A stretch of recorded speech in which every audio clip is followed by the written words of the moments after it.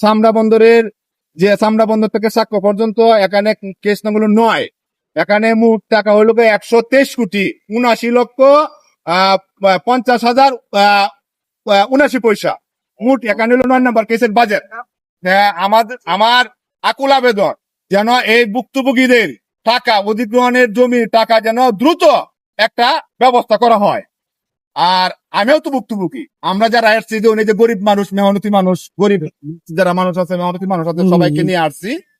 ওদের একটাই দাবি, প্রাণের দাবি, যে আমাদের রাস্তা নিচে, জায়গা নিচে অধিগ্রহণ করছে, যে আমাদের এখন টাকার দরকার। আর অলরেডি 70% রাস্তা কইরাও পাচ্ছি, আর 30% রাস্তা কাদা কন্দর মধ্যে খুব ভাঙ্গা জোড়া, আর 70% রাস্তা অলরেডি কইরাও নিছি। আমরা ঘরবাড়ি ভাঙ্গেও দিছি, দোকানপাট আমি নিজেও ভাঙ্গে দিছি রাস্তা করার জন্য।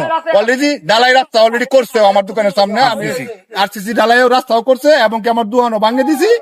আমাদের দাবি রাস্তা হবে, এবং চামড়া বন্দরে উন্নয়নমূলক কাজ হবে, এবং এই যে গরিব মেহনতি এবং আমাদের ব্যবসায়ীরা যারা দোকান ভেঙে দিছে এবং রাস্তার অধিগ্রহণ করছে, তাদের টাকা যেন দ্রুত পাওয়ার ব্যবস্থা করে দেয়।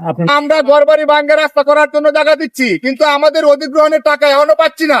আমাদের ভুক্তভোগীর দাবি যে চামড়া বন্দরের অবহেলিত মানুষের দাবি একটাই, যে এরা এখনো টাকা পাচ্ছে না, অধিগ্রহণের টাকা পাচ্ছে না। আমাদের ব্যবসা বাণিজ্য করতে বিরাট সমস্যার সম্মুখীন হতে হচ্ছে। কাজেই আমরা দ্রুত এর প্রতিফলন চাই, আমাদের রাস্তা এবং অধিগ্রহণের টাকা আমরা যেন সঠিক। সমাজ চামড়াঘাট বণিক সমিতি, ব্যবসায়িক বণিক সমিতির সভাপতি। আমাদের দেখেন চামড়া বন্দর একটা পান কেন্দ্র হলো, অধিগ্রহণ করে নিচে আমরা টাকা পাইতাছি না। টাকার জন্য আমরা ঘর বাড়ি ভেঙে দিচ্ছি, এখন পর্যন্ত অধিগ্রহণের টাকা আমরা দেয় না। আমার নাম হচ্ছে মোহাম্মদ নাজমুল, ঠিক আছে। আমার এই জায়গায় বড় ব্যবসা ফলের চামড়া বন্দর, ঠিক আছে।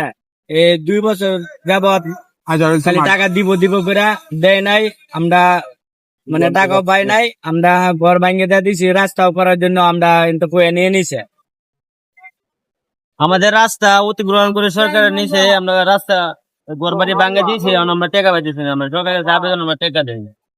তবে আমরা অধিগ্রহণের টাকার জন্য আমরা আজকে মানববন্ধন। অনেকদিন হয় অধিগ্রহণ হয়েছে, 5-6 বছর অধিগ্রহণ হয়েছে, বাসা বাড়ি ভাঙিয়ে আমরা জায়গা দিছি।